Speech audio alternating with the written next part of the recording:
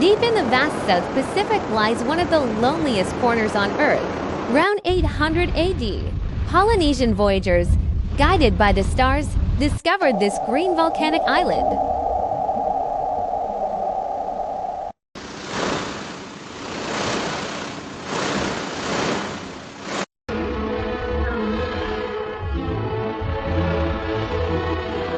Rapa Nui back then was not the barren land it is today, that it was covered in dense palm forests, teeming with seabirds. For the weary voyagers, it was undoubtedly a God-given Eden.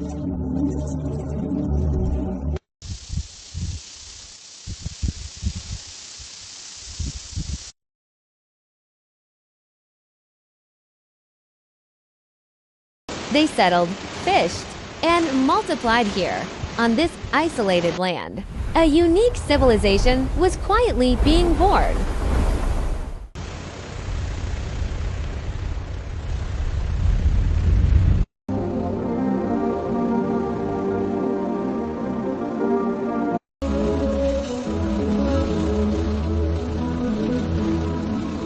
As society prospered, they began an incredible undertaking in the crater of Rana Raraku.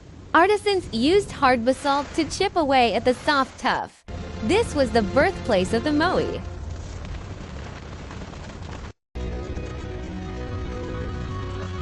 They carved deep eye sockets and high noses.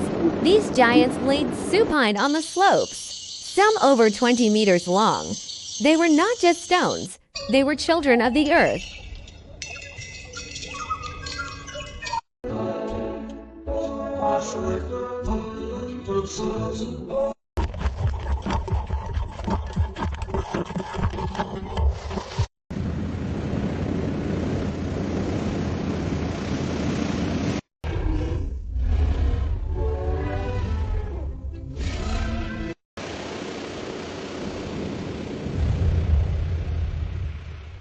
The quarry was filled with dust and the thunder of hammering.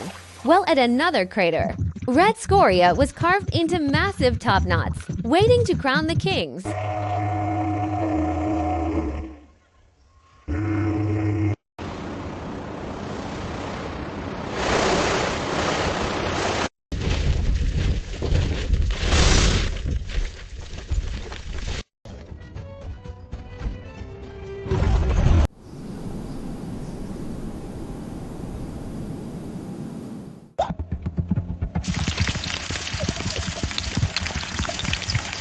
But the biggest mystery is, without wheels or cranes, how did 80-ton statues move over 10 kilometers? Legend says the statues walked. Modern experiments tell us this is true.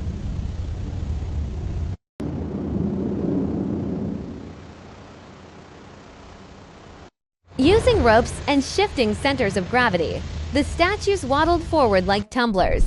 This required the perfect collaboration of hundreds. One mistake, and the giants would fall face down, abandoned forever by the roadside.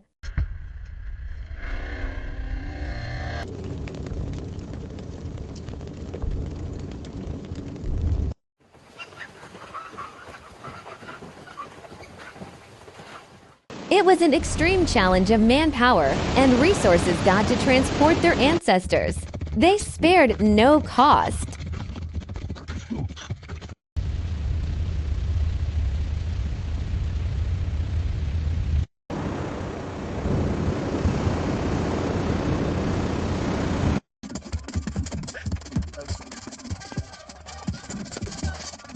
When the statues reached the seaside altars, the ritual climaxed. Red top knots were placed. White coral eyes inserted at that moment. The moai came alive.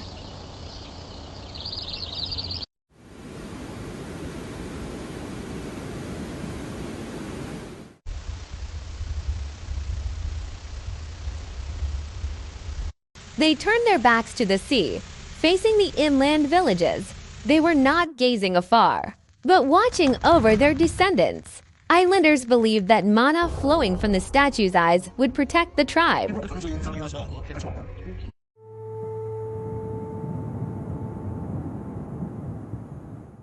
Under the full moon, rows of open-eyed giants shimmered.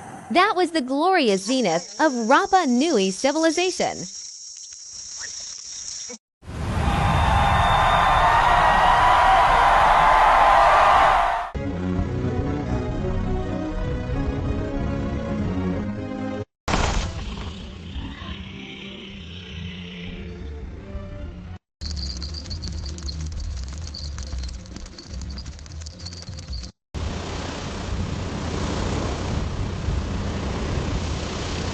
But behind the glory, a crisis was spreading dots to moving statues and clearing fields. The forests were stripped bare. Rats ate the seeds. Trees could not regrow. Soil eroded, and the land became barren.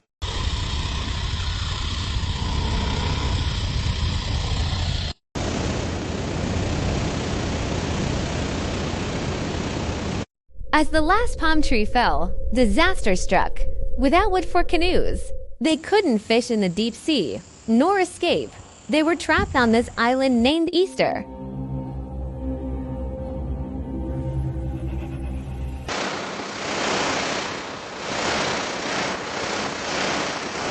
Faith began to waver, famine spread, and paradise turned into hell.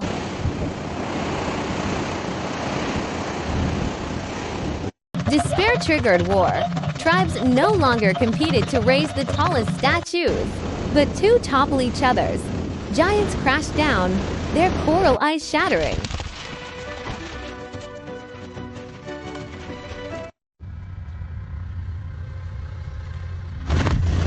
Altars were burned.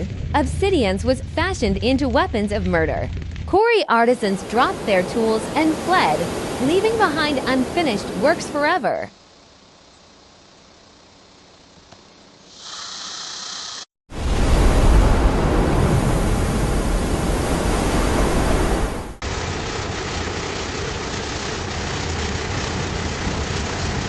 Survivors hid in caves, resorting even to cannibalism.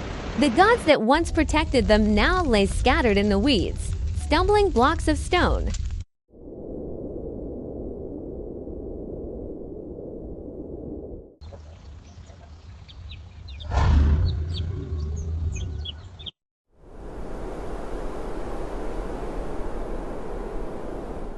On the brink of collapse, a new faith was born. Not of buildings, but of competition. Warriors leaped into the raging sea, swimming towards the island of death.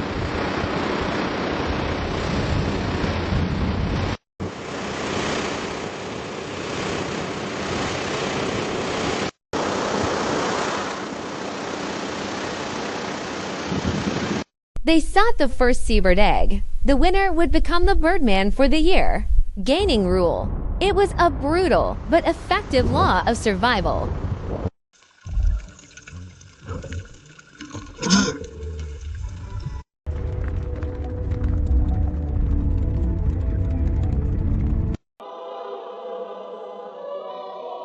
The statues were forgotten, buried by weeds.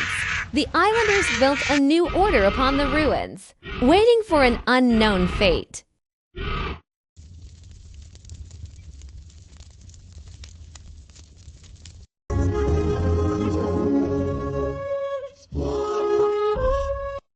Centuries later, the world rediscovered this place.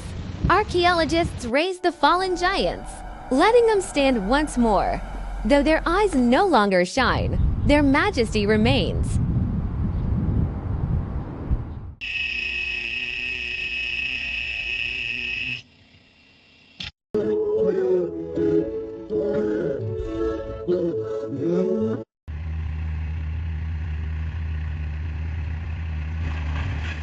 Easter Island is a microcosm of Earth. It warns us. If we exhaust our resources, we have nowhere to flee. Those cut tree stumps are monuments more profound than the statues.